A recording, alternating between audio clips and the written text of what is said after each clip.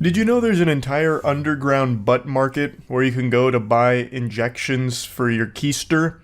And they're administered by people that aren't actually qualified to be giving them. They're not medical professionals. And yesterday, a mother and daughter duo got arrested for this. They travel around and give people some injections into their tuchus to try and elevate their ass game to the next level. And they would have got away with it too if it wasn't for those meddling medical license requirements.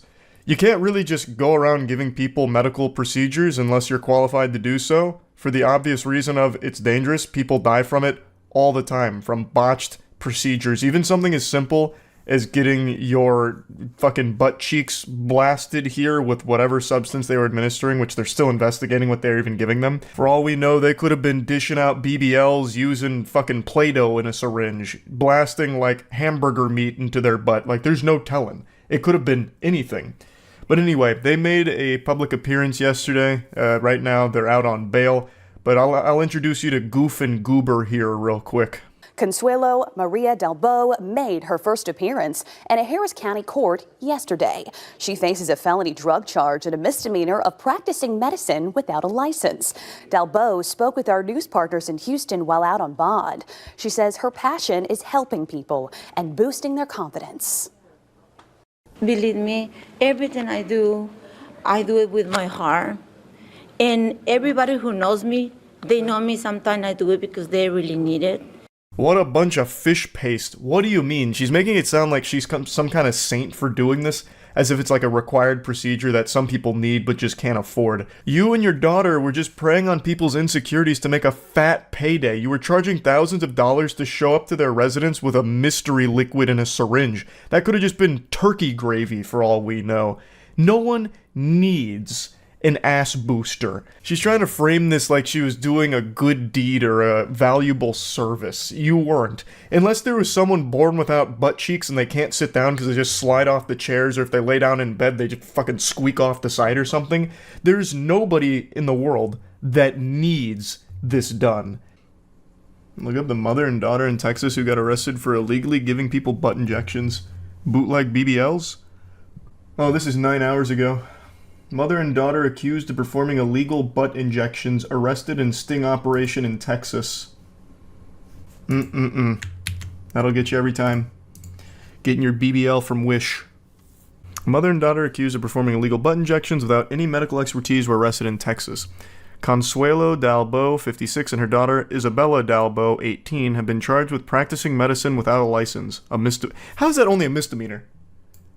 Like, that should be so much more severe. Well, I know a misdemeanor can be pretty severe, though. I mean, that's big stuff. Practicing medicine without a license, like, come on. People die from this shit. Court documents reveal a woman went to a home to perform the butt injections on a customer who was actually an undercover peace officer. And they plan to charge $6,000 for the service. Are they calling them peace officers now? Instead of police? Is this like some kind of rebrand or something? Why are they calling him a peace officer? That's some Hunger Games shit. The women apparently were not even sure what was in the injectables, described as an unlabeled brown liquid. A motion for bail written by Harris County District's Attorney Office said, "This fundamentally demonstrates how remarkably dangerous these acts were." Consuelo Dalbo allegedly provided a provided a Xanax to the prospective customer for the purpose of relaxing her before the injections began. The women were ultimately arrested separately in the sting. Authorities also confiscated bags containing the illegal injectables and medical equipment. They were accused of traveling across the country to give clients these illegal injections. The investigation into the pair was conducted by Houston Police Department's Major Offenders Division Food Drug Administration agents. What a long title. And Homeland Security. They're prohibited from practicing medicine without a license, as I think anyone in the world would be. In 2021, police said a mother and daughter duo were charged with a murder in California after they performed a botched butt injection that resulted in the October 2019 death of 26-year-old Carissa Rajpal. Police said that the mother and daughter had no medical certification and it was believed neither had any type of training. The jury found them guilty of involuntary manslaughter last month. Also in 2021, a Dallas woman was sentenced to 5 years in prison for causing a nightclub dancer's death by performing an illegal butt injection on her in Missouri in 2015. Bro, these butt injections get you every time. That's like a speed run to meet your maker. The butt has a lot of nerves and some important veins, if I remember correctly, so if it's performed badly, shit like this can happen. This can happen with any kind of procedure, though, from someone that's not actually licensed. There was a Instagram model, actually, she might have just been like a full-blown big model, I can't remember, who died after a botched knee surgery that was supposed to, like, remove a little, like, what was it, a little cartilage around her knee, because she didn't like the way her knees looked. So this can just happen anywhere, if you're being tended to by a less than qualified professional.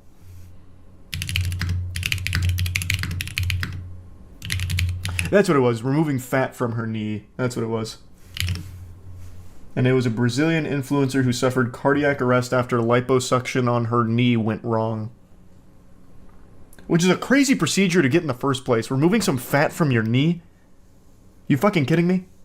There was also that billionaire who died after getting a penis injection to make his dick bigger. Why a billionaire died during penis enlargement? Oh yeah. This was in 2019. There was a diamond trading billionaire. His name was Ehud R. Lanido. Are you fucking kidding me? I already turned my ad block off for you. Now you're not going to let me read the article unless I sign up for this? You've got some nerve, man. It's incredible. The gall. The state of the goddamn internet. And you're gonna autoplay an ad for me? God, Jesus. What a joke. A wealthy Belgian diamond dealer has died of cardiac arrest following a cosmetic surgery in a Parisian clinic to enlarge his sex. Penoplasty is a surgical technique that dates back to 1990. Increasingly more popular, it has become a $5 billion market. What? The Go-Go Gadget Extendo Dick? I just didn't think these would be popular. I actually didn't even know these existed until pretty recently. I thought that was one of those things that you just had to fucking suck up. I knew they had some procedures for micro penises, but I didn't think you could really do one on like a normal, just small one. The Belgian-Israeli diamond dealer living in the US traveled to Paris to have the operation and succumbed to it. He checked into the clinic on the 2nd of March to enlarge his sex, said one of the medical personnel. The operation turned bad and the client had a cardiac arrest. The doctors could not save his life. Well, yeah, I mean, they're dick doctors. You got the fucking penis patrol in there. What are they gonna do to try and bring him back from cardiac arrest? Shit, his heart is stopping. Jerk him off. God, 5 cc's of epinephrine right into the nutsack. Quick! That's just all the information they have about it. This is not a good... I wanted a little more info on it. This site just has like 2 paragraphs dedicated to it and then nothing but ads. It's like, yeah, this billionaire died from cock improvement procedure. But anyway, have you checked out these bikes? Did they finish the enlargement? Yeah, imagine he can feel himself fading away. He sees the light at the end of the tunnel, but he's like, no, please. Not with this sad, tiny micro. Just don't save me. Save it. Quick. God, please. Yeah, there's really just not a whole lot of info about it. This guy just died and they forgot about him. Open casket and open trousers. Yeah, imagine it's just like an open casket, but not like the actual head part. It's just like his lower body and he's nude. They all just point and laugh at him at the funeral service. Wang made a TikTok about him. He said the dude was apparently really insecure about himself, including his actual height. He was so insecure that he would have his secretary read his bank statements to make him feel better. That can't be real. That's gotta be fake. I'm feeling bad about being 5'6". Can you please pull up the bank statements, Miss Secretary? I need something to smile about. There was a story of a patient who burst into flames on the operating table. It was an issue with the O2 anesthesia and a spark. It's probably been more than 12 years now. Holy fuck, that sounds terrifying. What? Imagine you're just going in for like a routine procedure and all of a sudden you fucking combust. Oh my god. That's horrifying. Jackson just messaged me today about general anesthesia because he has to get his wisdom teeth out and they're so bad that they're actually going to put him under for it. Now he got me worried that he's just going to blow up. Turn him into a goddamn bomb. I know I'm looking more disheveled than usual today, very raggedy. I look like I just crawled out of Jumanji and I'm wondering what year it is.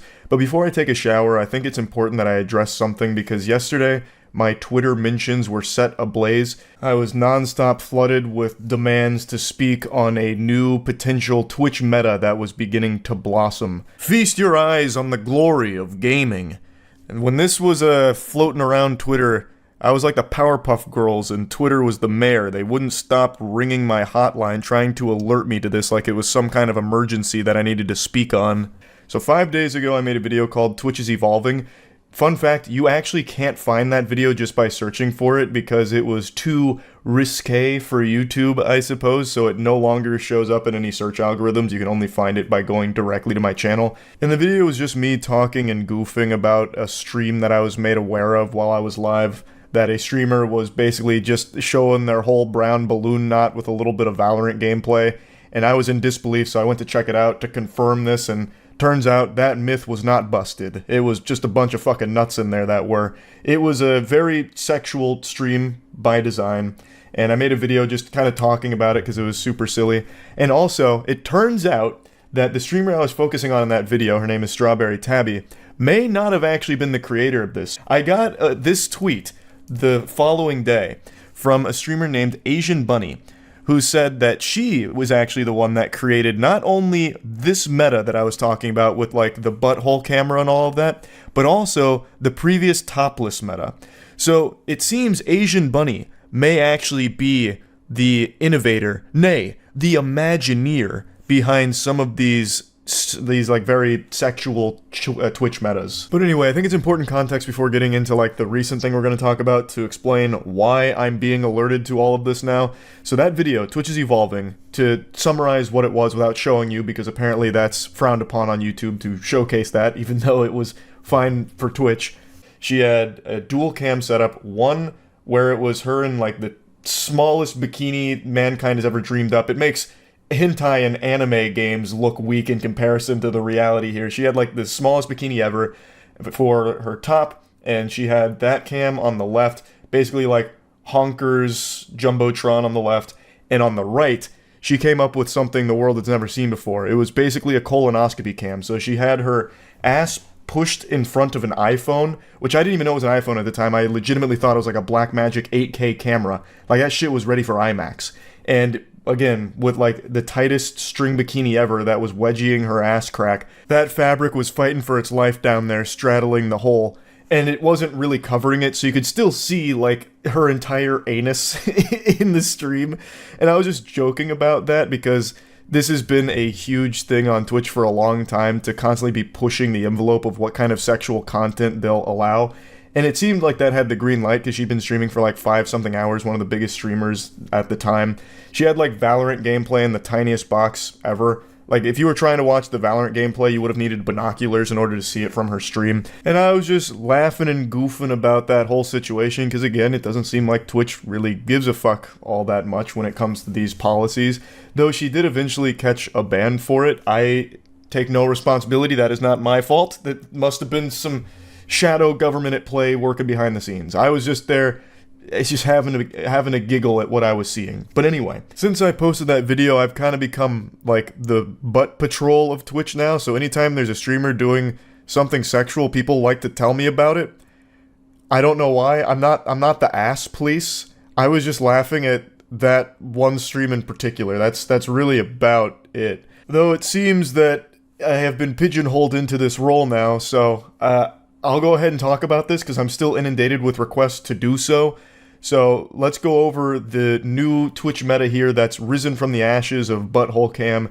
This time, it's a streamer whom we've talked about before, Mordp, who is putting gameplay on her cheeks. I'm Rusty. And with the little Rusties, yo, playing Fortnite, yes indeed.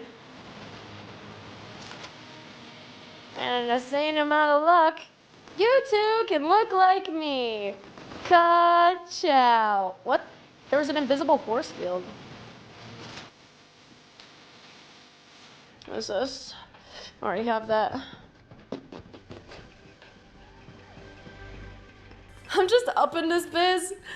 There are people fighting outside. I don't give a fuck. Bro, I need to potion up. Sheesh. Ka-chow. I am in no position to be famous. In a fascinating twist of fate, this happens to be like the least nude sexual meta I've seen develop on Twitch. Like, she's fully covered. Her tuchus is just a green screen for gameplay, so you can't even really see her rump or anything. And she's also wearing like an actual top, too. So this is like the least sexual I've seen one of these metas get. Of course, watching Fortnite gameplay in keister shape isn't conducive to the best viewing experience. Like, it's definitely not optimal for high-quality gameplay presentation. But there is gameplay there and significantly less nudity, it seems. Though, I will say, like, one of those donation goals at the top there was Creamy Treat. I don't exactly know what that would look like here. I haven't seen a clip of it, so I don't really know what it's referring to. Since the focal point of this stream is on her ass gameplay, is she gonna, like, shit herself or something? Like, you donate for the Creamy Treat and she poops, and then, like, the green screen pants, like, inflate a little bit? I don't know. I can't really figure out what that means. It's probably some kind of, like, bait and switch type thing. Creamy Treat, you donate, and then she, like, eats a piece of food suggestively, perhaps. I have no idea. The other one's jumping jacks. That one's pretty self-explanatory, I imagine. Though it's going to be, like, really disorienting watching Fortnite gameplay on a moving, jiggling pair of butt cheeks. But that one, at least, I understand what that would look like. The Creamy Treat, though, I'm at a loss. I have no clue. So, yeah. I don't have a lot of strong thoughts on this new Twitch meta here. It definitely is the most clothed I've seen in a while for one of these metas. So that's going in a good direction, I would think, right? I actually imagine she probably won't get banned for this one. I don't know how many times she's been banned. It's a lot, but this might actually be one that's safe by the Twitch policy. Though you have to wonder, how do the hog squeezers feel about it? Because this is more closed than they're used to for a sexual meta that's developed. And I can't see the chat replay when I went back to watch it. I don't know if it's just Twitch mobile not really functioning properly like usual or what, but I can't see their response. When we covered the last one with Strawberry Tabby and the butthole cam, which sounds like the title to a Harry Potter book, we were able to see the chat and them celebrate each and every gyration she made every time she adjusted her seating position. There were people in the chat going crazy. Yeah! Whoa, come on, Fudge! Whoa! So it was like the Super Bowl of butt for them. This one, you don't really get any of that. You're getting Fortnite, where there was once ass. So maybe they're disappointed in it and it won't take off as like the next successful sexual Twitch meta or anything, but who really knows? I'm not an expert on this, contrary to popular belief. But yeah, anyway, that's really about it. So yeah. There's not many things in life that I'm afraid of. I think my fears are pretty reasonable, not necessarily odd. Like the fear of dying, or being stuck out in open water with no way out, or something being located on the top shelf that I have to struggle to reach. But one fear that I do have that I actually get ridiculed for, and it's not without, I understand why, is my fear of flying. I have a very intense phobia of planes. I don't have a fear of heights, it's just being on a plane. You don't need to spit all the facts at me. I know all the statistics. It's the safest form of travel. Really, it's the safest thing humans do on a regular basis. It's probably more safe than me sitting in this chair right now. I get all of that. I know it's an irrational fear, but I can't shake it. It's just deep-seated. And I've flown 10, 15 times across the 29 years of my life, and every single time it's an anxiety-inducing, miserable experience. I just absolutely despise it. Recently, I've started to feel kind of vindicated in this fear, though. Whereas before, I was made the fool. People, painted me as a clown for being afraid of flying. They couldn't wrap their head around why I'd be afraid of it. Now there's been a lot of people coming over to my side over here, because Boeing's been in some hot water. Their planes have just been falling apart in the skies, like the door blowing off, like all kinds of terrible things happening with Boeing's aircrafts. It's been aviation apocalypse for that company. And there was a Boeing whistleblower who was in an active lawsuit with Boeing who turned up dead under very peculiar circumstances. And now Boeing's CEO, as well as other top executives, are stepping down from the company, so it's just been this septic tank exploding with shit spraying everywhere here. A lot is going on behind the scenes at Boeing, and it's all very odd. Now, as most of you know, I run a show called Red Thread with Jackson and Windigoon, where we dive into cryptids, conspiracies, cults, and cold cases, and we recently tackled the Boeing whistleblower conspiracy, which is about the Boeing whistleblower not taking his own life, but actually being murdered by Boeing for revealing the Krabby Patty secret formula to their aircrafts, which is basically scrap metal. He was talking about all of these awful like safety violations and oversights for their aircrafts where they were knowingly putting scrap metal onto their planes. They weren't following protocol. They were doing a lot of shady things, keeping a lot of things off the books on purpose to meet production deadlines. He was a higher up in Boeing when it comes to like their aircraft safety and making sure everything functions properly. And he was really concerned and disappointed with how Boeing was handling things. So he started to reveal this information, break the magician's code, and now he's no longer with us. And the circumstances around his death are very odd. So I just wanted to talk about this and show you clips from that Red Thread episode because since a lot of you know I'm afraid of flying, I've been asked a lot about my opinion on Boeing and the whistleblower situation and all of that. And it's one that I've been paying extremely close attention to and following every step of the way. So here's all the Boeing whistleblower conspiracy information as well as my take on all of it. To really start picking apart the problems with Boeing, I think it's important to give a little bit of a history lesson behind them, so I'm going to play this clip from the Red Thread episode that kind of sets the stage for why everything changed so quickly for Boeing after a merger gone wrong with a fucking parasitic infestation that took over the company from the inside out. So, 1997, Boeing acquired McDonnell Douglas, which is now often seen as a misaligned merger. The merger was worth over $13 billion. McDonnell Douglas had found it increasingly harder and harder to compete with Boeing and Airbus, lacking resources to be able to work on new product development, and this merger was Douglas's way out of the industry. At the time, Boeing had an engineering-first ethic which was quickly overpowered after this change by McDonnell Douglas's more profit, money-making mindset. So you can see where the holes start to show here. And this is something that even in recent articles is mentioned quite a bit.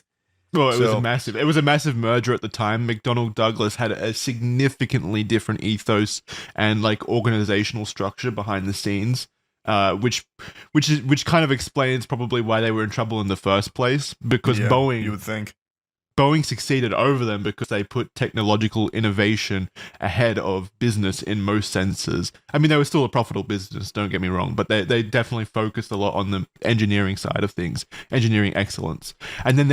And then somehow they merge with McDonnell Douglas, and McDonnell Douglas is the one that's seen steering the ship from then on. That has never made sense to me. Like, Boeing was the more profitable, more healthy company, and they kind of like saved McDonnell Douglas in a way by merging with them, and then McDonnell Douglas like kind of infects the company. It's never made sense to me. I don't even think it's necessarily a product of the merger. It's a product of the time where everything became more profit driven. So McDonnell Douglas's like ethos of money making first probably is what was prevalent, not so much their structure. Yeah, you're probably right. So this is a very cool name. Harry Stonecipher, the Boeing CEO at the time of the merger. Sounds like a Bond villain. I know, it does sound like a Bond villain. It's so cool. I love that name. I wish my last name was Stonecipher. It's so fucking sick. That's an anime name. So he was determined to change the idea of the company from engineering firm to a proper business. Tens of thousands of jobs were cut, and Boeing moved from Seattle to Chicago in 2001. This was done to remove the Strategy Council of Business from being directly associated with other units of the company, thus allowing them to focus more on business decisions and long-term strategy plans without meddling from people actually building the planes. With this drastic change in the company, where now it was all about money-making first, print as many doubloons as possible, Mr. Krabs is running Boeing, they started to throw safety and quality to the wayside, at least according to the whistleblower and a lot of the things that were going on behind the scenes that were so shady. Now, I want to continue setting the stage here because the problems for Boeing really started to escalate over the last decade or so. Boeing created the Maneuvering Characteristic Augmentation System, or MCAS, which is now an infamous system, which I'm sure we're going to talk about very soon. It's described as one of their biggest and most fatal mistakes. It was designed to be a flight stabilizing software that would automatically adjust the aircraft's flight controls under certain flight conditions, but Boeing refrained from telling many people about this system, including the pilots of the aircraft itself. What could go wrong, right? Whoa. What? So MCAS obtained its data from aircraft's angle of attack, the AOA sensor, which is used to measure the angle between the aircraft's relative wind and its longitudinal axis. This in turn would help MCAS determine if the plane is at risk of stalling, then triggering corrective actions. If by any chance the information relayed from the AOA sensors were wrong or the sensors were faulty, the MCAS system could erroneously send the plane into a fateful nosedive. This is exactly what happened on the Lions Air Flight 310 in 2008 and the Ethiopian Airways Flight 302 in 2019. Tragically, everyone on board both flights died. Just for audio listeners, Charlie meant to say 2018 then. There wasn't a 10-year difference. Yeah, you said 2008. 2008. Oh, sorry. I meant 2018. Yeah. So anyone who was around at that time period, though, remembers when those two crashes happened because they were enormous in the news. It caused Boeing to ground all the flights. Hundreds of people died. It was a very tragic event. Oh, man. They also recalled the 737 MAX in response as well, if I remember correctly. They took the 737 MAX out of production for a little while, and I believe airports refused to fly them. Yeah, for a 2-year period, I think. Yeah. So the sensor read data wrong and like pulled against the pilot to adjust, which caused a crash. So the AOA, the angle of attack sensor, which is a sensor on the peripheral, like the outside of the aircraft itself, could feed incorrect data to the MCAS system in certain situations, and then the MCAS system would operate on that incorrect information and essentially pull the plane. Was there no way to override it? You would think, there was. But since they didn't train the pilots on it and the pilots weren't aware of it, they didn't know they could override that system. Dude. So it just, as we're going to get into, the reason as to why the pilots weren't educated about this is so infuriatingly greedy. Yeah, all right. Yeah, sorry. Go ahead. Keep going. So Boeing had insisted to airlines that the pilots did not need any additional training to fly the new aircraft, and even more damning, all mentions of MCAS were removed from the operations manual that the pilots relied on. As Boeing was in a losing race against Airbus, the 737 MAX needed to fly exactly like the 737, so that pilots didn't have to go through new simulator training for certification. And remember, just real quick, I didn't write this, but remember that it didn't fly exactly like the previous 737 because the engines were more forward on the plane, creating that tilt. So because of that, that's why they introduced the MCAS to offset that, so that it would fly as close to the 737 as possible. You make a system that makes it feel like the old one. Exactly, so they can accommodate for when that system doesn't work correctly. I see. Yeah. Training the pilots would have taken a lot of extra time, money, and would be unattractive to potential airline customers. MCAS was the supposed solution so that in certain very specific situations, it would slightly adjust the aircraft to correct its flight position to create a more similar flying experience akin to the previous model that the pilots were used to. However, when this happened in the real world, pilots and MCAS were in a sort of fight with each other for controls, with pilots trimming the aircraft manually and then MCAS trimming it again, and this cycle continuing with the pilot unaware that there was a hidden system essentially acting against them. After the tragedies of the Lions Air and Ethiopian airline crashes, Boeing suffered a huge financial loss. In 2022 and 2023, they paid out over $1 billion to 737 MAX customers. They were charged with fraud as well as conspiracy and entered an agreement with the Department of Justice with the agreement that they were to pay over $2.5 billion. They also grounded the 737 MAX for nearly 2 years, with regulators conducting investigations, a move costing Boeing around $20 billion in fees and fines. So they didn't end up making more money in the first place. They made these decisions to make more money, and now they've lost over $20 billion, which I'm not sure how much that is in the grand scheme of things. They have a net worth of $109 billion, so... That is actually substantial then. The negative publicity just continues to, accumulate day by day. For example, one United Airlines Boeing 777 experienced a wheel loss during takeoff. Another United Airlines aircraft slid off the runway upon landing due to the landing gear malfunctioning. There's been multiple instances of flames shooting out of engines that have been reported. Certifications have reportedly been falsified. Debris has been discovered near electrical wiring. Loose parts have been found in door panels. Components from scrap bins have allegedly been reused in installations and constructions of planes themselves. A Boeing 777 was forced to land after hydraulic fluid was leaking during takeoff. Additionally, engineers have been outsourced for low wages, with some employees reportedly being paid as low as $9.50 an hour, and the FAA criticized Boeing's safety procedures as inadequate. And there's so many more that Jackson could have pulled from. Like 2 days ago, a Boeing flight engine blew up, caught fire, and they had to emergency land. A week ago, this one I think a lot of you heard, the door blew off of a plane mid-flight. Yep. That's the one I focus on, yeah. Oh, so you have it right here. So, most recently, Friday, January 5th, 171 passengers and 6 crew members were aboard the Alaskan Airline Flight 1282 on a Boeing 737 MAX. They departed from Portland at 5:07 p.m. with no signs of stress or worry from the captains or flight staff. However, minutes later, as the plane reached an altitude of 16,000 feet, a loud bang was heard through the aircraft. A hidden emergency door and its cover, known as a door plug, was suddenly sucked out from the aircraft, leaving a giant hole in its wake. The change in pressure was so strong that if passengers were sitting in the seats directly at the impacted door, they would most certainly have been jettisoned. Mobile phones were ripped out of hands, a t-shirt was ripped off the back of a young boy, the plane's interior around the gap was torn apart to its core, and the surrounding seats bent and misshapen. There's just so many examples of Boeing planes malfunctioning in recent years as the quality of their builds have apparently diminished behind the scenes.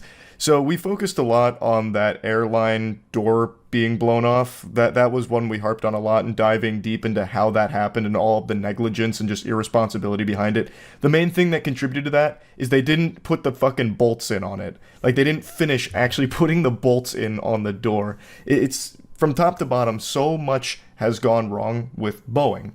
And it's led to concerned individuals like John Barnett, the Boeing whistleblower, coming out to tell the public, inform them about what's happening with Boeing and how dangerous it is. Following this, Boeing CEO Dave Calhoun himself has encouraged customers to conduct their own reviews on 737. Hey, we don't feel like paying for anyone to like check our shit. Can you guys just do it yourself and like let us know? Just check the doors when you get on.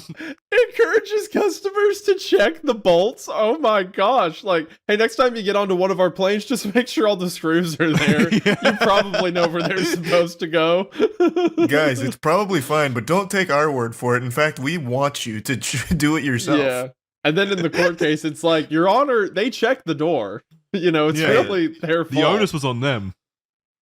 Every single passenger is deputized upon entering a 737 as an official certified inspector. I'm going to assume, because Boeing's customers are the actual airlines and not us individually, so maybe he meant the customers as in the airlines conduct their own reviews, but even then, I imagine. That's still such a dodgy thing to say still, like, hey, you guys should check the doors. It's funny to imagine we weren't that, like, looking.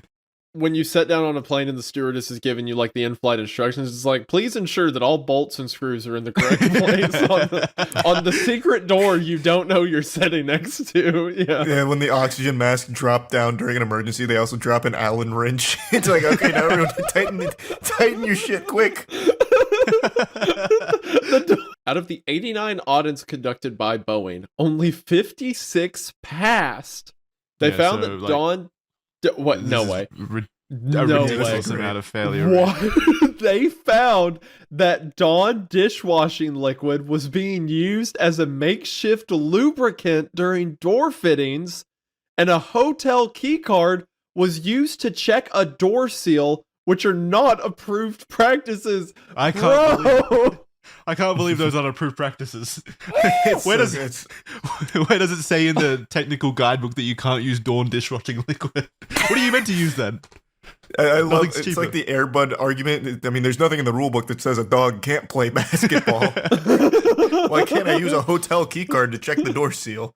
John Barnett. He was an American-born aerospace engineer and longtime Boeing employee turned whistleblower. Born February 23rd, 1962 in Pineville, Louisiana, Barnett worked at Boeing for 32 years with a long stint from 2010 through 2017, working as a quality control manager for Boeing's 787 Dreamliner airplane at the South Carolina plant. As quality control manager, John was directly involved in ensuring each plane had passed supposed Boeing quality checklists, essentially being one of the few individuals who was innately aware and knowledgeable about Boeing's supposed commitment to producing reliable and safe aircraft. Due to stressful working conditions, Barnett's doctor advised that job-related stress would likely cause a heart attack unless he were to quit. He retired in 2016. Upon his retirement, John Barnett came forward to the press to make allegations about various claims of malpractice at Boeing. His initial claims first came to the BBC and included allegations that many employees were severely overworked and Boeing was not providing consistent and appropriate maintenance to the aircraft they were responsible for manufacturing. He also made the troubling evidence-based claim that the oxygen systems of the brand new Boeing 787 Dreamliner range of aircraft might be faulty or otherwise defective as a byproduct of lax maintenance at Boeing. He provided tests that showed a failure rate of 25% for the oxygen systems. In 2019, Barnett would appear in a New York Times article where he would go on to make further claims about metal shavings that posed a danger to the aircrafts themselves. Boeing denied all allegations made by Barnett. However, the FAA has since conducted several reviews that seem to corroborate Barnett's claims. Yeah, 25% for the oxygen systems. So 1 in 4 people on those planes are not getting oxygen in the case of an emergency. That's still a positive survival rate. That's acceptable losses. It's not bad, and they wouldn't need oxygen anyway because the plane will be in a nosedive. So it's Yeah. What are they going to do? Tell someone? Yeah, it's actually probably better for Boeing if no one gets oxygen, so that way there's no squealing. Have you heard that old conspiracy theory that the reason you brace with your head against the chair in front of you in a plane crash is to immediately break your neck? Oh yeah, so you don't feel the pain of the crash. Or something. The old Boeing survivors pose. So then here's some more claims from Barnett. So, reprimanded for email usage, Barnett asserts that a senior manager reprimanded and downgraded Barnett for his usage of internal email services as a tool for expressing process violations in lieu of face-to-face conversations, which Barnett assumes had meant he shouldn't put problems in writing. This was seemingly a way for Boeing to avoid a paper trail of problems that Boeing would prefer swept under the rug, which is relevant with the Alaska Airline Flight 1282, which is the door blowing off, where Boeing apparently doesn't have any written documents pertaining to the faulty installation of the door module. Barnett also alleges that the manager pushed Barnett to get more used to working in the gray areas and help find a way while maintaining compliance. This speaks to a direct willingness and culture at Boeing where employees and managers are willing to sacrifice quality control to keep productivity high and ensure deadlines are met. Then there's also defective parts claims, where Barnett claims that a senior manager installed a defective, scrapped and dented hydraulic pipe in a plane. Barnett followed procedures and filed the complaint with Human Resources, which was unable to substantiate the claim after claiming they had followed through with an investigation. He also claims that he would go on to continuously raise issues of several more missing and defective airplane parts to management with the fear that they had either been accidentally or intentionally installed in aircrafts. Allegedly, management instead directed him to finish the paperwork on the missing parts without necessarily determining where they had gone. Yeah, it doesn't matter. They fell into the fucking back rooms. Who cares? Just make note that they're missing. Barnett claims no further action was taken by managers. His claim that workers did not sufficiently follow component tracking procedures with the goal of preventing delays on the production line was backed up by a 2017 Federal Aviation Administration report that determined that at least 53 non-conforming parts were missing, with the order that Boeing take remedial action. Barnett additionally claimed that they had to change the locks on the scrap storage section of the facility where faulty or defective parts were kept, because people would continuously grab parts from the storage to install on planes. Fuck. You have They to have a lock real up. problem at Boeing. You have to lock up the scrap shed because they keep trying to build planes with them. Just fucking get rid of them, burn Insane. them. Stop It's them from like- being installed in these planes. It's like everyone's rats, like running around scavenging. Like, no, stop. Get back. Tony Stark built this Boeing in a cave with a bunch of scraps. So bad. Metal shavings. Barnett further alleged that he had discovered what he described as clusters of metal shavings that were erroneously left near electrical systems for flight controls in several 787s. The safety implications of this was that if there were shavings, the implications of this was if the shavings were to penetrate the electrical wiring responsible for powering the flight control systems, the results could have been catastrophic. So, in 2024, Barnett continued to issue warnings about Boeing and their work culture and vehicle safety, particularly following Alaska Airline Flight 1282.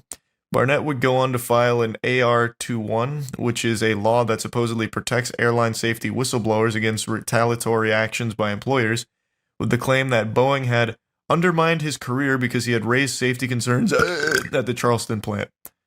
It's worth mentioning he was in an active lawsuit against Boeing, and he was in South Carolina, and on Saturday, he was intended to provide further answers to questioning, but did not show up to the downtown office of Boeing's defense firm for the final day of the 3-day deposition. He did not respond to calls over that day or the following. He was found deceased shortly after in his truck at a hotel parking lot from what Charleston County Coroner's Office described as a self-inflicted gunshot wound. Prior to his death, Barnett reportedly told a family friend that, "If anything happens to me, it's not suicide." Boeing responded to his death by releasing a statement that read, "We are saddened by Mr. Barnett's death and our thoughts are with his family and friends." Barnett's family claimed that he was looking forward to having his day in court and hoped that it would force Boeing to change its culture, though was suffering from PTSD and anxiety attacks as a result of being subject to hostile work environment at Boeing, which we believe led to his death. His lawyer told the CBS News that he was in very good spirits and really looking forward to putting this phase of his life behind him and moving on. We didn't see any indication he would take his own life. No one can believe it. Barnett was found inside his vehicle, bleeding from his right temple, with a silver pistol found in his hand and something allegedly resembling a note in the passenger seat.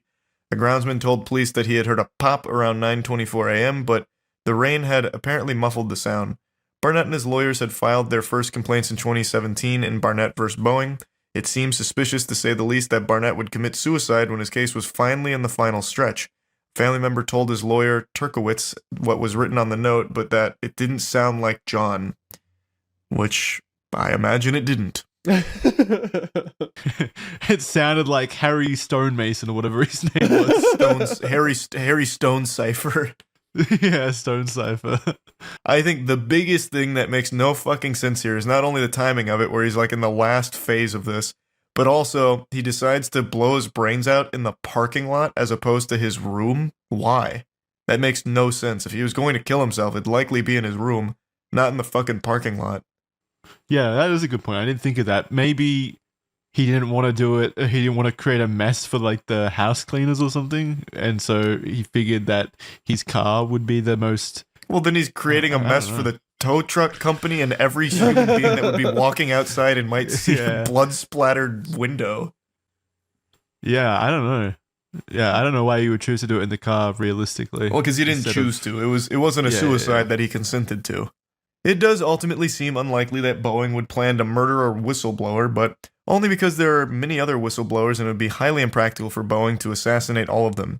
There's an interesting connection here where lawyers who drafted Jeffrey Epstein's 2008 immunity deal are also connected to those who created Boeing's, signed January 6, 2021, because Epstein needs to come up in every Red Thread episode somehow.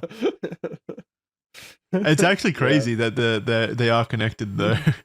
So, with so many circumstances that serve as evidence of Boeing's malpractice, its failure of 33 of 89 FAA audits, the jammed rudder that caused a near miss in Newark, a wing coming apart on a San Francisco to Boston flight that was forced to make a premature landing, the use of dish soap and hotel room keys to check door seals, and of course, its failure to install a single bolt that would have prevented the door on the Alaskan Airline Flight 1282 from being ejected from the fuselage, it's impossible to believe that the company would be able to argue it hasn't broken the DPA.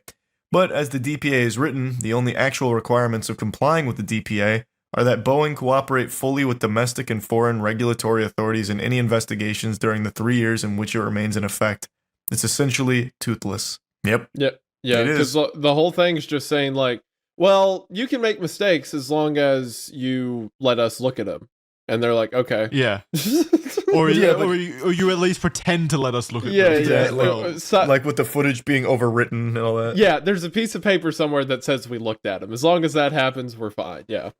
Boeing maintains that it has cooperated fully and transparently, but that it is unable to provide documents that the agency is seeking because it doesn't possess the documents and, indeed, no longer documents the repairs and procedures the agency is asking for documentation of, in reference to the installation and maintenance of the door.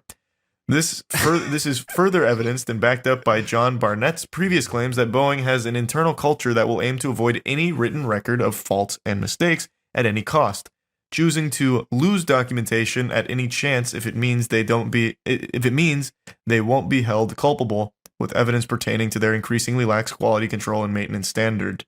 This has all led to the enormous shift in public perception of the company. The once famous phrase, "if it ain't Boeing, I'm not going," is no longer relevant. Indeed, I'll be more comfortable flying an Airbus plane for the foreseeable future when possible. That's Jackson. That was meant for me. I won't be comfortable flying any plane. You'll be slightly more comfortable if you're on an Airbus. And I don't even It's think definitely possible. This is another aspect of it. I don't think it is Boeing who would have carried out a hit. It's not like the boardroom got together and had a discussion and said we need to kill this guy. Could have just been a single individual within the company whose career would be threatened by this information coming to light.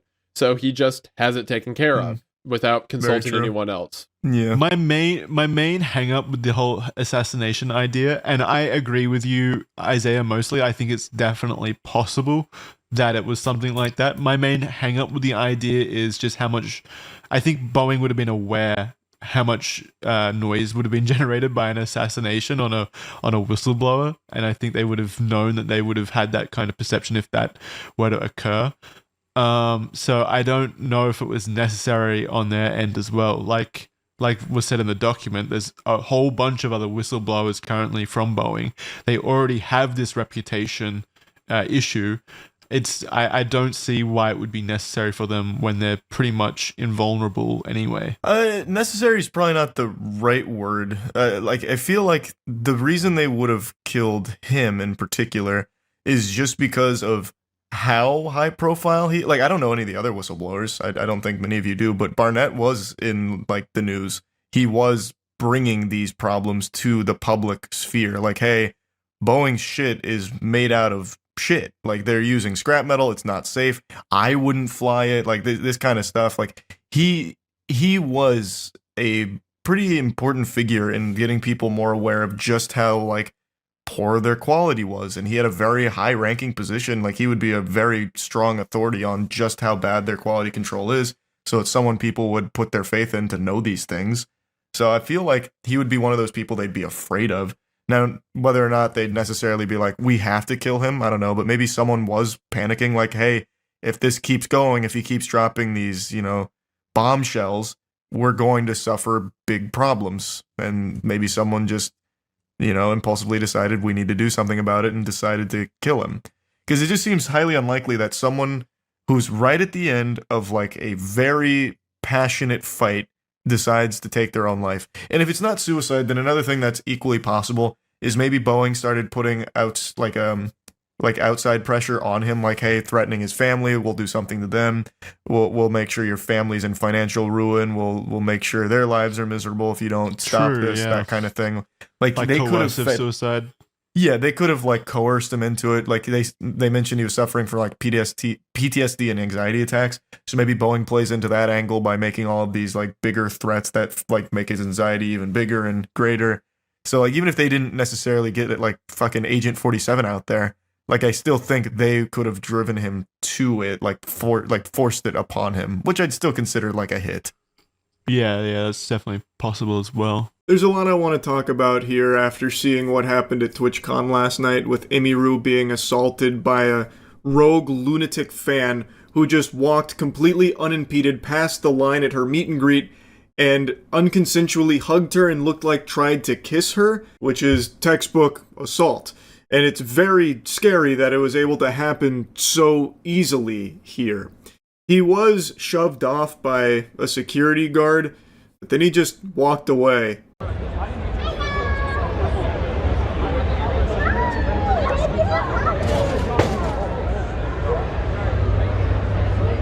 Whoa.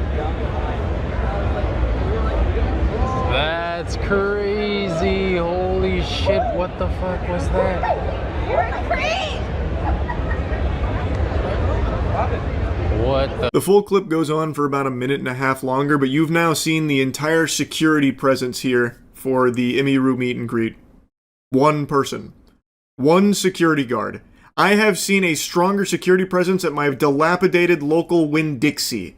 This is fucking crazy. One guy. And also worth mentioning, it's not Emiru's preferred bodyguard from what I understand. I had a security guard 2 years ago where there was a guy following me around TwitchCon and he asked him to stop multiple times. My guard asked him and the guy wouldn't stop, so he grabbed the guy, but he didn't hurt him. He was just holding the guy until like the con security came. And then for some reason they're like, yeah, because your security guard touched him, he's like permabanned from the venue forever. But he didn't even hit him or anything. He just like held him while they waited for like the police to come. And, what the fuck? And it was like my favorite security guard. I can't have him at TwitchCon anymore. Now, as I was rendering this video, Emiru posted an update to everything to shed light on everything that happened. And this bodyguard you see push that guy is someone she hired. It's not her first round draft pick or anything. It is not a preferred bodyguard, but it's who she was allowed to bring. And she was surrounded is the word I'm using, very loosey-goosey. There was like a couple of other Twitch-provided Fiverr security drones elsewhere that just didn't react at all. The only one who did something was the one she hired. We're going to be going through her statement quite a bit here, but she's giving an update to let people know that she's okay and thankful for the outpouring of support. The guy had crossed multiple barriers, even in front of other creators, to grab and try and kiss her, which he was unsuccessful at doing, thanks to being pushed off.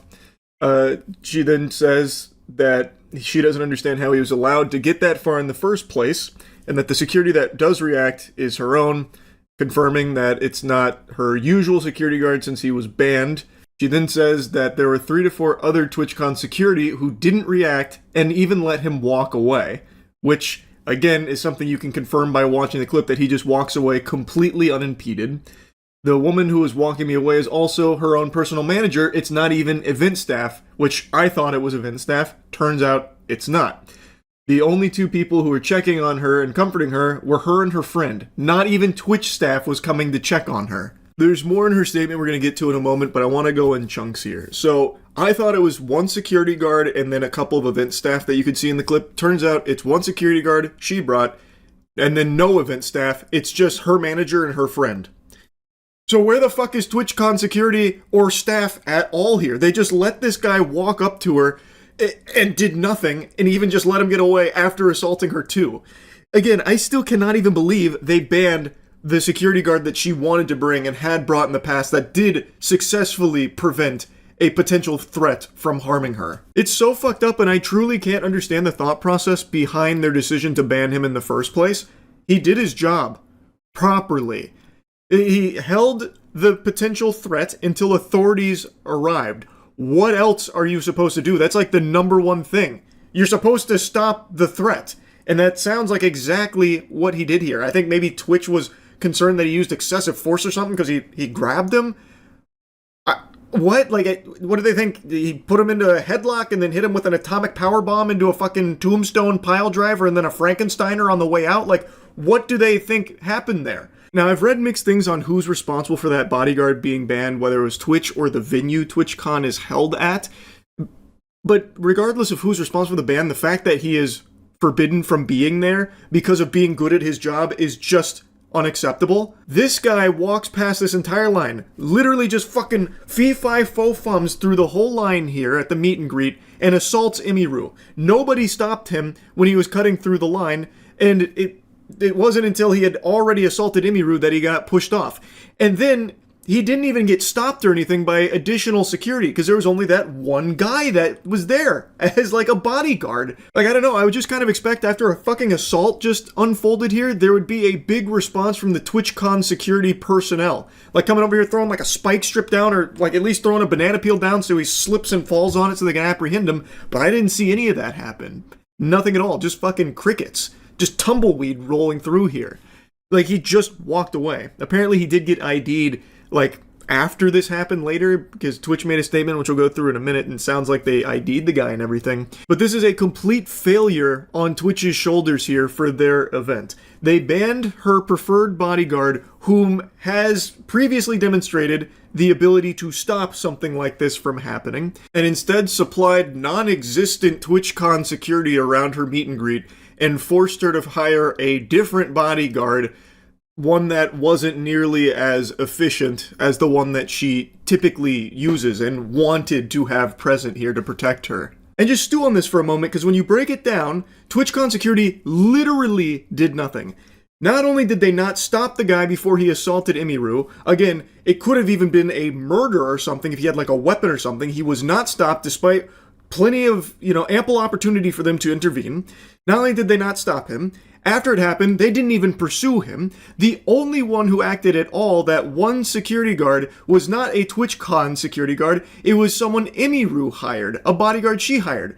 That was the only person that acted at all. And the only people that checked on Emiru were her team. No one on the Twitchcon event side of things, apparently, according to Emiru. So that means at Twitchcon, the security didn't do anything at all, nor did the event staff do anything to even check on her after this happened. Holy shit. That is inexcusable. I've talked about events and stuff in the past. I've never been to TwitchCon. I have no plans of ever going to TwitchCon or anything even remotely similar to it. And I've always expressed, A, I don't think I'd have fun, and B, I'm always worried about events like that, like legitimate safety concerns. Ever since the Christina Grimmie tragedy, where she was murdered at a meet and greet, I just have a huge hesitation with this kind of thing. Because you never really know who's there and what security looks like. I know prior to TwitchCon, apparently there was a big emphasis on Twitch's side of beefing up their security. I'm not seeing that at all. The proof is not in the pudding here from what I'm seeing. It's extremely concerning that this creep was able to just walk up slowly, mind you. It's not like he charged the stage or something, with a fucking 4-second 40 where they couldn't respond in time. He slowly, calmly walked past everyone. Security, event staff, no one stopped him at all.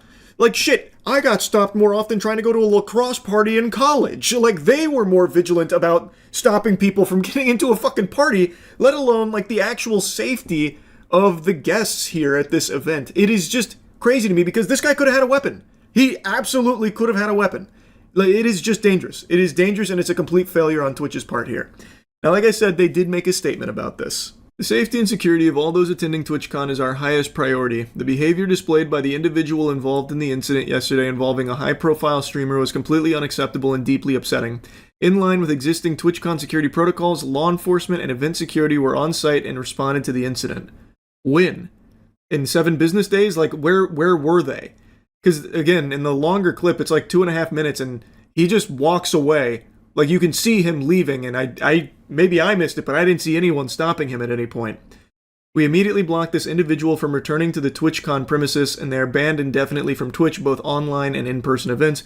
We're coordinating with the impacted creators team, and per our standard protocols, continue to cooperate with any law enforcement investigations. We have increased security at the meet and greet attendee check-in point, and we'll have additional security personnel surrounding participating streamers. If you've RSVP'd for a meet and greet, please note that we are unable to accommodate +1s for the remainder of the event. Twitch has zero tolerance for harassment or acts that inhibit the safety and security of our community. Like I said, based on their statement here, it sounds as though they ID'd the guy responsible for this assault here, mentioning that he's been banned on Twitch and from the events. It sounds like there's also going to be additional follow-ups, I believe. That's how it read to me. Now, as a result of the assault that Emiru experienced at their event, they are going to be having a stronger security presence at further meet and greets that are scheduled. The question begs to be asked, why wasn't that an emphasis beforehand? You're saying that safety was your top priority, yet it's very clear, very evident in this clip that there's not a lot of security there. So what are you doing about safety? I don't understand. If safety's such a high priority, where's security? Why, I don't know why it's so lackluster then if it's such a high priority. And again, this is a huge streamer. Emiru is one of the biggest streamers. What does security look like for streamers that aren't her size? I genuinely have no idea. It's a legitimate question I'm asking because, again, Emiru is one of the biggest streamers, and TwitchCon didn't have any adequate security presence at her meet and greet. What does it look like for a smaller streamer doing a meet and greet? Did they provide anything at all to them? And also, what they do provide is basically anyway, nothing. The security didn't act at all here. So now let's go back to Emiru's statement, because she says something very interesting here about Twitch's statement. In Twitch's statement, they said that the guy was immediately caught and detained. Sorry, but that is a blatant lie. He was allowed to walk away from my meet and greet, and I didn't hear he was caught until hours after he attacked me, and it felt like this only happened because of my manager pressing for it, not because TwitchCon staff present thought it was a big deal. She mentions there's more she wants to talk about on it, but I'll save it for stream. She then goes on to thank people for the support and confirms that this will be her last TwitchCon, which I think is completely understandable. I think other creators should seriously consider not attending in the future. I did not feel cared for or protected, even bringing my own security and staff. I can't imagine how creators without those options would feel. So according to Imiru's statement here, she believes that the guy wasn't like immediately caught and ID'd by TwitchCon staff or anything like that. And in fact, it wasn't until her manager pressed them for action that they did anything at all. That's unhinged. They didn't want to, jump into action after a fucking assault just took place? I just don't get it. That's completely unhinged. It almost feels like maybe they're more angry about Imiru's bodyguard there shoving the guy. Like maybe they're thinking about banning him from Twitch events in the future or something. Like it doesn't seem like their priority is safety.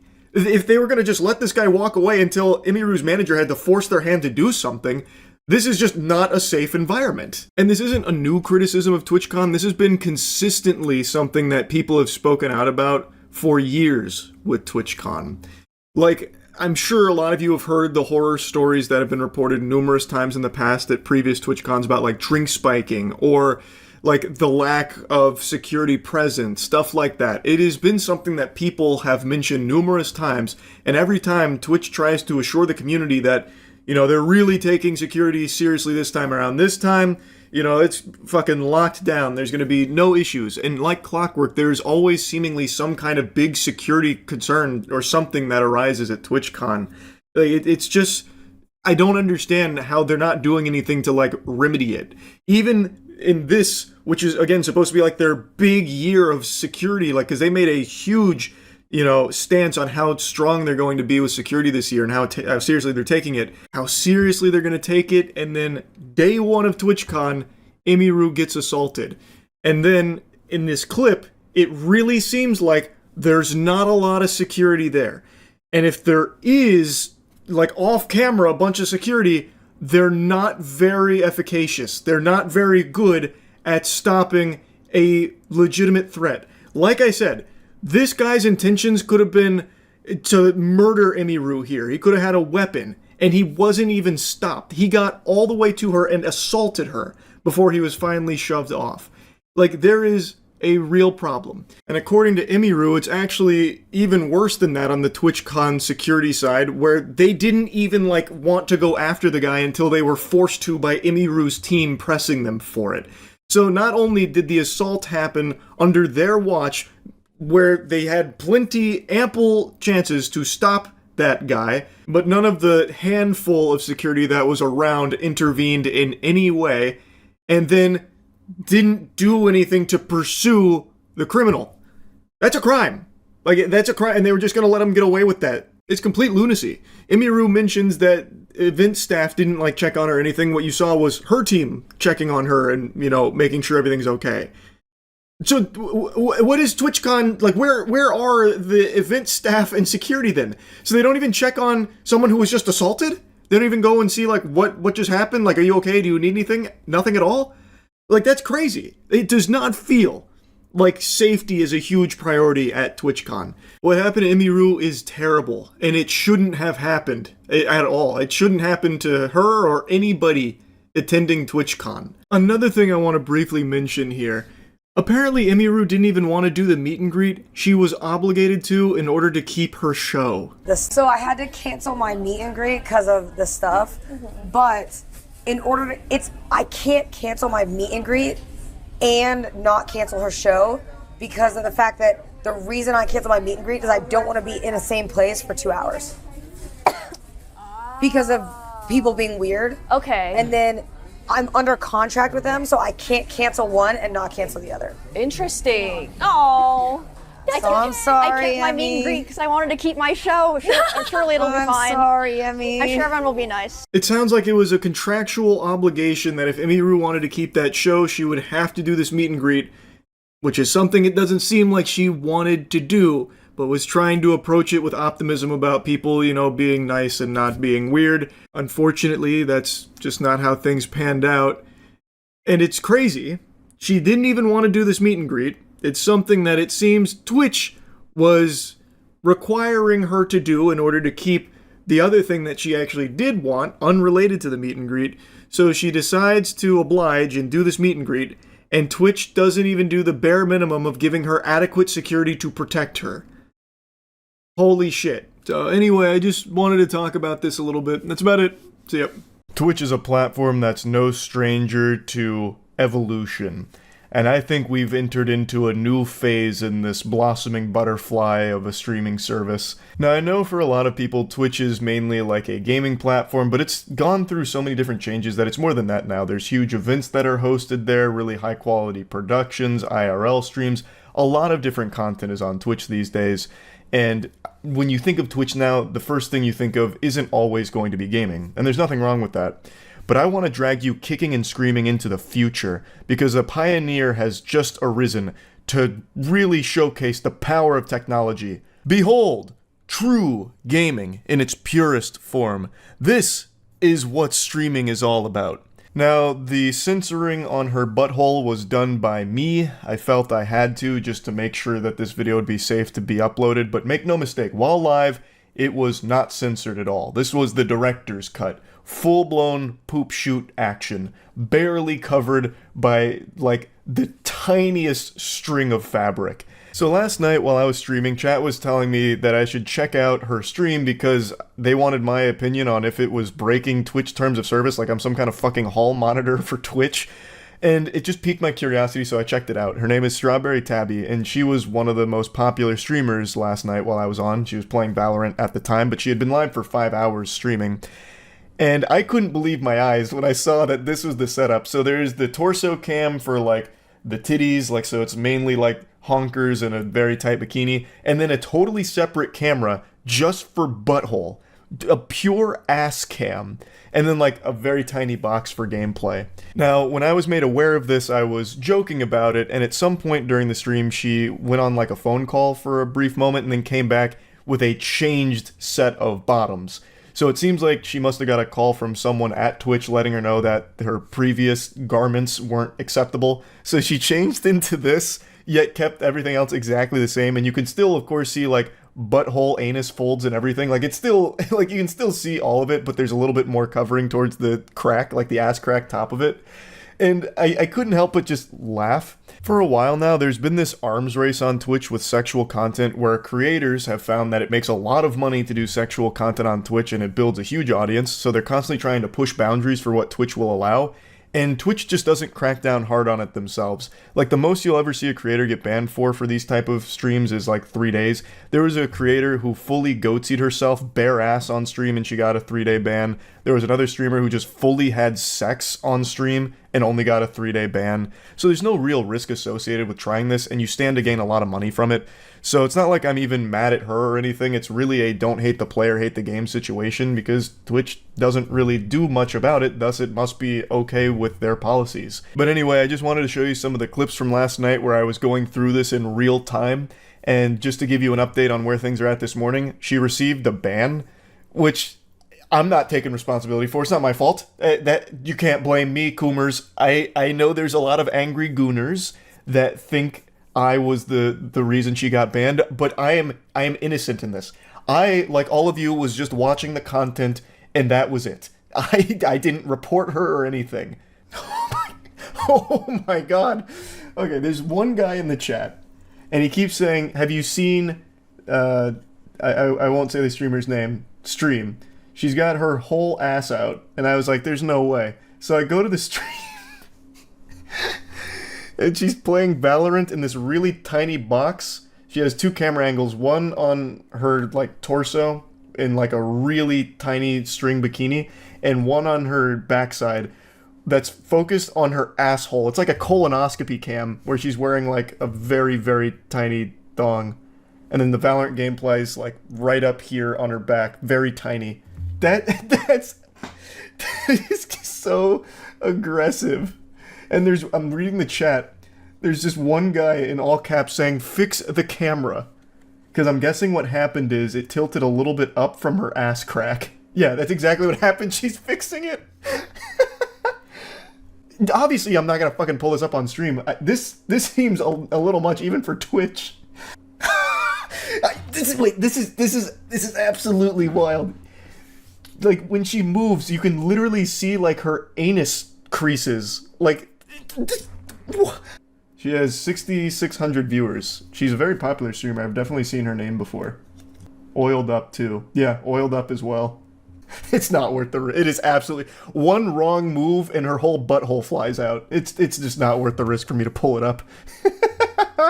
Okay, you know what, it's worth the risk. I'm gonna try. Because there's like this weird toy hammer that goes on her stream if you move your mouse over it. Okay, it's on Twitch. Surely it's okay, right? You would think? Here, we're gonna go like this.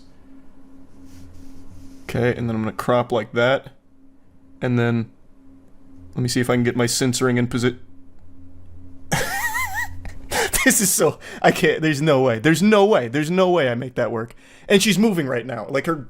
There's no way. There's no way I make that work. But I mean, it's on... It's literally one of the biggest streams on Twitch right now, so it's got to be okay with their rules. What does the hammer do, Charlie? I don't know, but that's why I thought I could maybe censor it with the hammer, but it just doesn't work. We're gooning together. Okay, you need help, brother.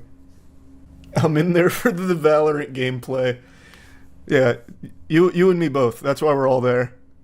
No, I mean, good for her. If Twitch is okay with it, fucking let the hustle ride. But every time she moves her ass closer to the camera, it legitimately feels like we're about to do a deep dive colon cam. It is incredibly close range. I can see hair follicles. It's like looking at her ass through a microscope. So it's a high quality asshole cam. It's 8K. She's definitely got a black magic cam just for her ass. Like if she gets goosebumps, you'll be able to see each individual one. She's filming her ass with an IMAX camera. Yeah, she's making it so it's compatible with the big screen. She's using the same technology they used to film Oppenheimer. Is she good at the game? I don't know. I wasn't looking at the gameplay. I have no clue. I haven't the foggiest. I can actually see her asshole, like her actual asshole. Like legit, no, like it's not even covered anymore. I can see each fold. And there's one guy, that guy in the chat, I think it's the same guy who was like, fix your cam. I just saw him celebrate. He said, come on, fudge.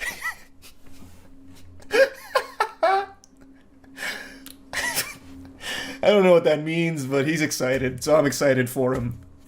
I censored, do you want to... Yeah, thank you, Edgar. Can you send me the censor so that way I can at least pull up what it looks like? That's a good idea. I didn't even think to screenshot it. Yeah, send me the censored screenshot. This is... I think we just witnessed the birth of the new meta here. You got a big moment there. A highlight reel.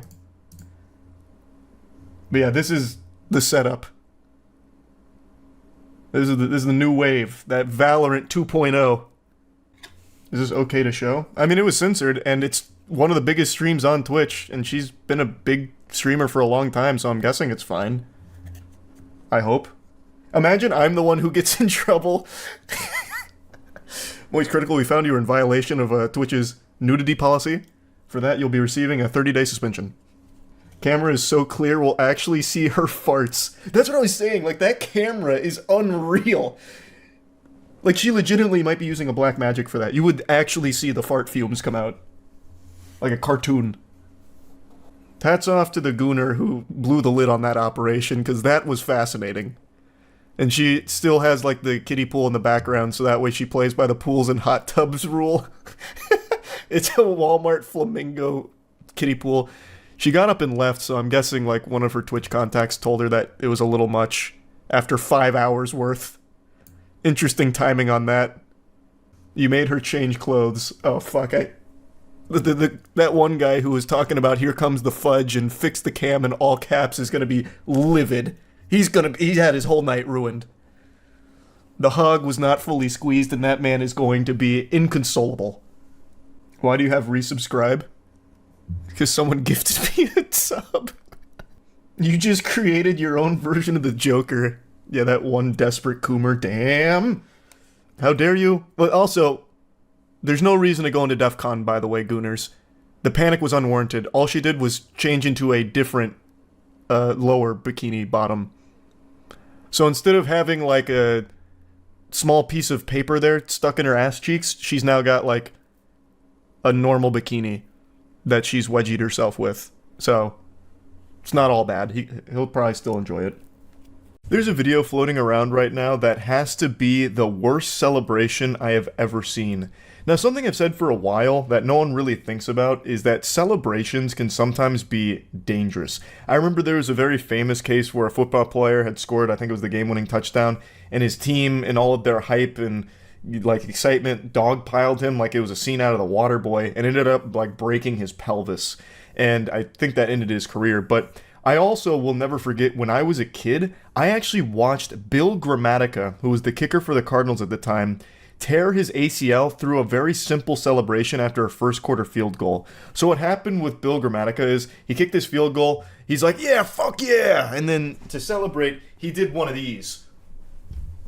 How wild would that have been if I blew out my ACL doing it? But he gave a little leap, pumped his fist, and upon landing, blew out his ACL, MCL, DVD, VHS, CBS, and BBL, like absolutely annihilated his knee, and his career was never quite the same. But even with these historic celebration blunders, the one I'm about to show you today, I still feel is worse. 5 points go to Shane Byrne, 20 to Alex Lowe's, Josh Brooks on 16, Kirkham 13, Bridewell 11, Keith Farmer on 10, and the rest down to 10th place Josh Waters.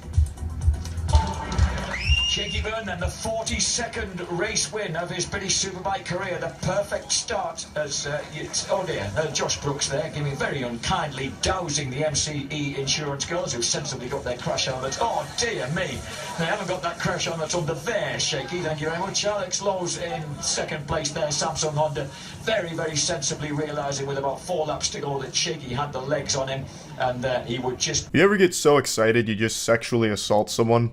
Like, I'm pretty sure that would be classified as sexual assault, right? Like, you can't just start putting things up people's orifices without their consent, no matter what the context is. Like, this is clearly not in the script. He, like, goes under her skirt and then blasts the champagne shower there like some kind of geyser, like a volcanic eruption. That's just downright diabolical, and I know it was probably painful, too. Now, I've never butt-chugged, but I have to imagine getting alcohol forcibly shot up your asshole is going to hurt. And contrary to popular belief, I don't have a vagina, but if I did, I would imagine that would be equally as painful, having all of that shot there too. It would sting and burn. Like, if I was getting alcohol being blasted up my bussy, I'm screaming. Like, let's say Moist Esports wins the Apex World Championship this year, and Matt decides to celebrate by hitting me with, like, the 1,000 years of pain. I'm pressing charges. Now, real quick, I want to jump in here and give all of you watching something to celebrate. Plague Seeker Issue 1 is here. My newest comic book series. It's 80 pages of just the most beautiful, most over-the-top, fucking violent, raw action you'll ever see in a comic book. I swear to God. As I mentioned with Plague Seeker, I was heavily inspired by Berserk for this one. And every single page of this is just a masterpiece. The artist, Vampire Tranel, absolutely knocked it out of the park. Like, no matter where you go in here, it's like a beautiful piece that you'd want to hang on your wall. So, issue 1 is here. You can find it at badegg.co. It's written by myself and Jackson, and the entire team put together something super special here. The artist is Vampire Tranel, extremely talented. The lettering is done by Dave Sharp. So yeah, definitely go pick up a copy at Plague Seeker. There'll be a link to it in the description, badegg.co. Also, it's more than just action, by the way. It's just, I think the action in issue 1 goes so fucking hog wild, like Insano style, that I can't help but mention it. Now, admittedly, I'm not super familiar with Superbike and the traditions when it comes to celebrations, but I still feel terrible for these podium girls here, because for some reason, all 3 of the dudes on stage there are showering just them in the champagne, and it doesn't seem like they like it, and even the announcer was like, oh my, that is very unkind. To the first guy who's just behind him super soaking them with the champagne, he's just sitting there using them like target practice for it for some reason. Like, is that normal? Is that what they're there for? Just to be like a sponge for champagne? That sucks. But even if that is the role that they agreed to, they clearly did not agree to having someone go underneath and like violate them with champagne. That is very much crossing a line. That is not part of their contract, I imagine. The whole celebration is just weird from all 3 of them. So obviously the main guy who goes under her skirt, his name is Shane Byrne, or Shaky as they call him. But the other 2 guys as well, I don't really understand it. All of them targeted the 2 podium girls when in every other celebration for every other sport, usually the champagne shower is towards the crowd or like each other or like their team, not just like the two girls standing there at the podium. It just feels weird, but for some reason all three of the dudes just come up and start like blasting them with champagne like they had a grudge against them. It was like a hazing ritual or something. They were like fucking bullying them with the champagne. Maybe they were, bad blood between them or something, but it just seemed like brutal. Like it seemed like they had like a bone to pick with them. Now, after this started to make the rounds in 2021, Shaky did come forward to issue an apology in regards to the situation. I'm aware of a video that's currently circulating on social media of myself in 2013 where I inappropriately sprayed a promotional lady with champagne on the podium. I'd like to say I deeply regret what I did that day and I'm truly sorry. I'd like to apologise not just to the lady, but to the other women on the podium that day, to all of my fans and to anybody else that's been offended by my actions. I can only apologise and I'm truly sorry. Super short, super simple, just saying that he deeply regrets what he did, he apologizes for it, says sorry to all those affected, and is trying to close the book on all of it. I still can't quite wrap my head around how this celebration even crossed his mind as appropriate or some kind of good idea. Like, I understand getting lost in, like, excitement, right? Like, I've celebrated some super important achievements in my life, like checkmating XQC in 6 moves and then going on to win the entire chess tournament, which is where the entire throbbing celebration from me came from. But at no point was I ever so excited that all common sense and reasoning just went out the window. I understand celebrations that lead to injury far more than I understand this celebration that led to an enema. Like, Bill Grammatica celebrating like, yeah, and then blowing out his ACL, I get, like, you're fucking pumped, you jump and you hurt yourself. Unlucky. Or another football player, I remember, got like a sack, and then he jumped up in the air and stomped both feet down, and he like broke his leg doing it. Those I get. Like, you're excited, you let out a bunch of steam all at once, and then you end up just breaking your body from it. But this, he was so excited that he just goes to like fucking Neanderthal brain. He's like, whoa! And then like shoots champagne up her butthole. That shit just doesn't make any sense at all. But yeah, I saw this today and I just had to talk about it a little bit. That it has to be the worst celebration I've ever seen. Again, I feel horrible for the 2 podium ladies during this because this shit is cruel. This looks awful. Now, I do want to just mention again, Plague Seeker Issue 1 has been a passion project for about 2 years now, so to see Issue 1 finally be out there, I'm super excited for all of you to get your hands on it and get to read it. I'm also going to go ahead and drop the animation we had made for the initial release for issue 0, because I think that this animation just goes so fucking hard, and it also just sets the stage for what Plague Seeker is about, for any of you that are curious. 1,000 years ago, humankind ruled the earth. Even in their failings, they prospered across the planet. But that would all change in the blink of an eye.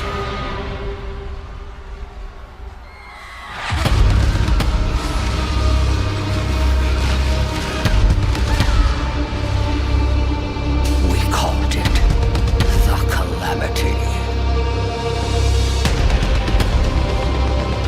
Those who persevered beyond the impact never truly survived. The mutations made them something more than human. It drove them mad. Those closest to the Calamity were transformed completely. Known as plagues, their overwhelming power leaves all helpless as they seek to dominate our world. The worst of them were born where nothing had the right to survive. Terrifying beings known to us as the Great Plagues. 8 in total spread themselves across the planet, each ruling their own territory. Without mercy, they shaped our world. And yet there was one that not a soul dare speak of. Born at the very center of the impact. A plague far different than all the others. he bore the strongest curse of them all. An insatiable hunger to devour the other